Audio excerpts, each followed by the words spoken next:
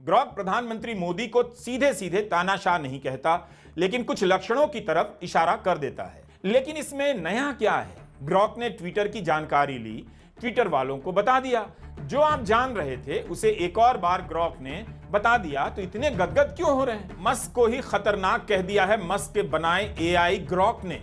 Musk ने खुद कहा कि लगता है ग्रॉक 3 के रूप में हमने एक दैत्य खड़ा कर दिया है। ग्रॉक का घोड़ा इस समय बेलगाम किसी भी दिशा में दौड़ता हुआ, रौंदता हुआ चला जा रहा है। लेकिन कब तक बेलगाम दौड़ेगा? क्या इंतजार किया जाए कि आज जिन बातों को ग्रॉक कह रहा है आने वाले दिनों में उसी से पलट जाएगा? जिसे ईमानदार कह रहा है उसे ही चोर कहने लग जाएगा। सोशल मीडिया जब आया तब ऐसे ही सपने दिखाता था, बड़ी बड़ी बातें होती थी अभिव्यक्ति की स्वतंत्रता को लेकर। लेकिन कितने कानून अब बन गए हैं लगाम लगाने के, और लिखने के चक्कर में, बोलने के चक्कर में कितने लोग जेलों में डाल दिए गए। सरकार ने फेसबुक से लेकर ट्विटर की गर्दन दबोच ली, कह दिया कि अपना प्रतिनिधि हमारे देश में तैनात करो जिसे बुलाकर हम अपना फरमान लागू कर सकें। बस किसी का पेज बंद होने लगा, किसी का पेज धीमा किया जाने लगा। कब तक एआई अपनी आजादी की खैर मनाएगा? यही नहीं, ग्रॉक की जानकारी का आधार क्या है, यह भी बड़ा सवाल है। किसी ने उत्साह में कह दिया कि मीडिया को विस्थापित करने आ गया है ग्रॉक, मीडिया को आईना दिखा रहा है। हम अखिलेश यादव का एक वीडियो दिखाना चाहते हैं। रोज अखिलेश यादव मीडिया को आईना दिखाते रहते हैं और मीडिया अपना चेहरा नहीं देखता।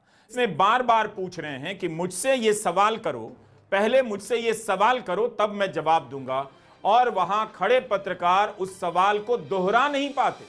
जिस देश के पत्रकारों को सवाल पूछने की हिम्मत नहीं, उस देश में इतना उत्साह किस बात का है कि ग्रॉक आ गया है।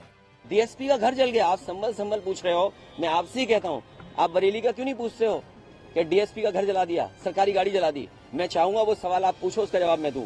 नहीं, आप मुझे सवाल करिए कि क्या बरेली में एक डीएसपी का घर जला दिया? पूछिए। नहीं, आप पूछिए ना एक बार। नहीं, बरेली में नहीं, बरेली में डीएसपी का जो घर जला दिया, आप सवाल करिए ना। आप कहिए कि पुलिस ने उन्नाव में एक नौजवान की जान ले ली। नहीं, सवाल करिए, ऐसे बात नहीं बनेगी। यही तो वजह है। नहीं। अच्छा, दूसरा सवाल, आप दूसरा सवाल करिए कि शाहजहांपुर में दौड़ा करके पुलिस पीटी गई। पूछिए, सवाल करिए।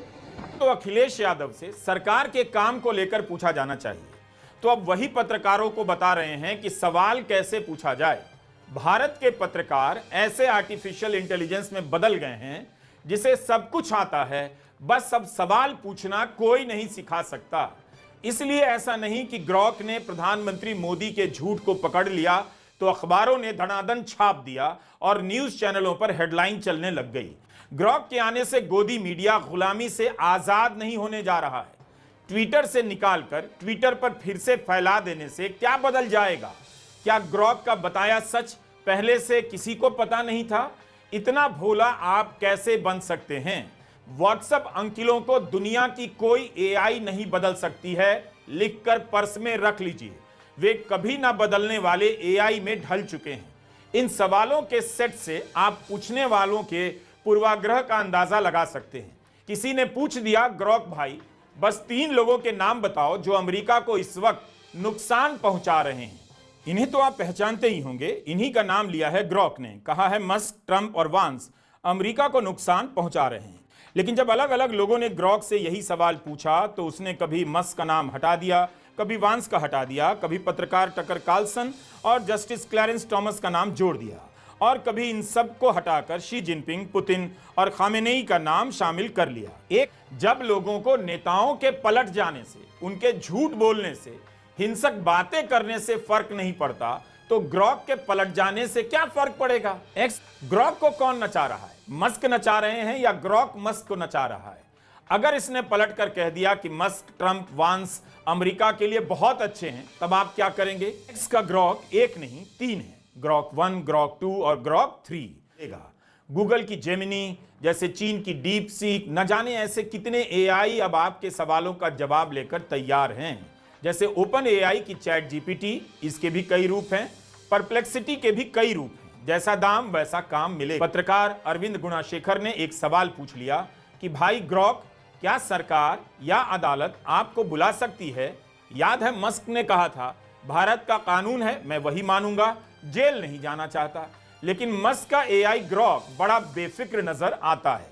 कहता है सरकार नहीं बुलाएगी, मैं तो एआई हूं, मैं कानूनी तौर पर व्यक्ति नहीं हूं जिसे जवाबदेह माना जा सकता है या अदालत में बुलाया जा सकता है। अदालतें इंसानों या संगठनों को बुलाती हैं, जैसे मुझे बनाने वाली कंपनी एक्स एआई है। इस पर किसी ने कहा कि क्या तुम्हारे जवाबों के कारण मस्क को जेल होगी? इस पर ग्रॉक कहता है, मेरे जवाब से मस्क को जेल नहीं होगी, मैं तो एक औजार हूं, कानूनी बाध्यता तो उस पर होगी जो मेरा इस्तेमाल कर रहा है या मुझे चला रहा है। जब देवता कानूनी इकाई होने का दावा कर सकते हैं, स्वामित्व का दावा कर सकते हैं, मुकदमा लड़ सकते हैं, तो एआई, ग्रॉक या जेमिनी कब तक कानूनी दायित्व से बचते रहेंगे? उन्हें भी कोई कोर्ट में घसीट सकता है। अगर ग्रॉक के किसी जवाब को लेकर तनाव फैल जाए तब क्या होगा? क्या सवाल पूछने वाला गिरफ्तार होगा या जवाब देने वाला बच जाएगा? प्रशासन किससे कहेगा कि ग्रॉक का जवाब हटाने के लिए? क्या ग्रॉक प्रशासन का खंडन जारी करेगा? अभी खबर तो यही चल रही है कि आईटी मंत्रालय गालियों को लेकर एक्स से बात कर रहा है। यह सब सवाल हैं जिनके जवाब समय के साथ आने लगेंगे। ग्रॉक ने कुछ सवालों के जवाब में हिंदी और तेलुगु में गालियां दी हैं। आप बताइए, जब इस पर बात होगी तो इस पर बात नहीं होगी कि आरएसएस से लेकर प्रधानमंत्री मोदी के झूठ की सूची ग्रॉक ना बनाए? ग्रॉक का यह बताना कि नफरत कौन फैला रहा है, बीजेपी और हिंदुत्व की राजनीति का नाम ले लेने से जमीन पर राजनीति कितना बदल जाती है, यह भी एक सवाल है। इतना कहा जा सकता है कि जिन बातों को कई बार कहा जा चुका है, जिन्हें कई बार कहा भी जाना चाहिए, ग्रॉक के जरिए वो सारी बातें फिर से कही जाने लगी हैं। मोहित चौहान नाम के ट्विटर यूजर ने ग्रॉक से पूछा, क्या आरएसएस ने भारत के स्वतंत्रता आंदोलन में भाग लिया था? इस पर ग्रॉक ने जवाब दिया कि भारत के स्वतंत्रता आंदोलन में आरएसएस का न के बराबर योगदान था। उनके संस्थापक हेडगेवार ने कुछ प्रदर्शनों में भाग लिया, मगर एक संगठन के रूप में आरएसएस बाहर ही रहा और हिंदू राष्ट्रवाद पर केंद्रित रहा। सोर्स के तौर पर ग्रॉक इंडियन कल्चरल फोरम के 2020 के एक लेख का हवाला देता है। गोलवलकर जैसे नेताओं ने आजादी की लड़ाई को ब्रिटिश विरोधी तक कह दिया और कहा कि ये उनके हिंदू राष्ट्र के सपने से मेल नहीं खाता। आरएसएस के कुछ सदस्यों ने स्वतंत्रता सेनानियों को शरण दी, मगर सिर्फ इसलिए क्योंकि वो खुद ब्रिटिश सरकार के रेडार पर नहीं था। एक अन्य जवाब में ग्रॉक कहता है कि आरएसएस ने तो नहीं, आजादी की लड़ाई में मुसलमानों का योगदान ज्यादा रहा है। बाकायदा कई मुस्लिम स्वतंत्रता सेनानियों के नाम गिनाने लग जाता है। अजय चौहान पूछते हैं कि ग्रॉक ये बताओ, जेल में रहते हुए अंग्रेजों को सबसे ज्यादा सॉरी किसने कहा? इस पर ग्रॉक ने जवाब दिया कि यह मुमकिन है कि जेल में रहते हुए अंग्रेजों से सबसे ज्यादा माफी मांगने वाले व्यक्ति सावरकर हैं। 1911 से 1920 के बीच उन्होंने कम से कम 6 बार दया याचिका लिखी, जिसमें उन्होंने अपने किए पर पश्चाताप जाहिर किया और माफी मांगी। इतिहास में किसी ने इतनी बार माफी नहीं मांगी। लेकिन इसमें नया क्या है? ग्रॉक ने ट्विटर की जानकारी ली, ट्विटर वालों को बता दिया।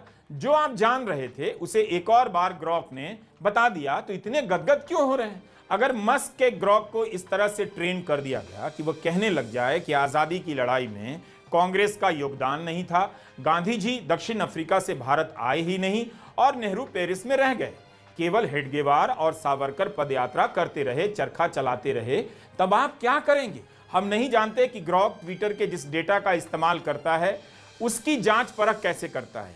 क्या वह आईटी सेल की जानकारी को भी सही मानता है?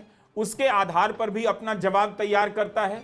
ग्रॉक आपकी निजता को भी अलग तरीके से प्रभावित कर सकता है, लेकिन जो पहले से हो रहा था उसी को वह एक अलग स्केल पर ले जाकर बता रहा है। ग्रॉक के बाद भी दुनिया नहीं बदल रही है। दुनिया वही बदल रहे हैं जो सत्ता में हैं, जिनके कब्जे में मीडिया है, अदालत है, चुनाव आयोग है, उद्योगपति हैं, और आपके पास खेलने के लिए ग्रॉक है। तो खेलते रहिए, हमारा वीडियो पूरा देखते रहिए। नमस्कार, मैं रवीश कुमार।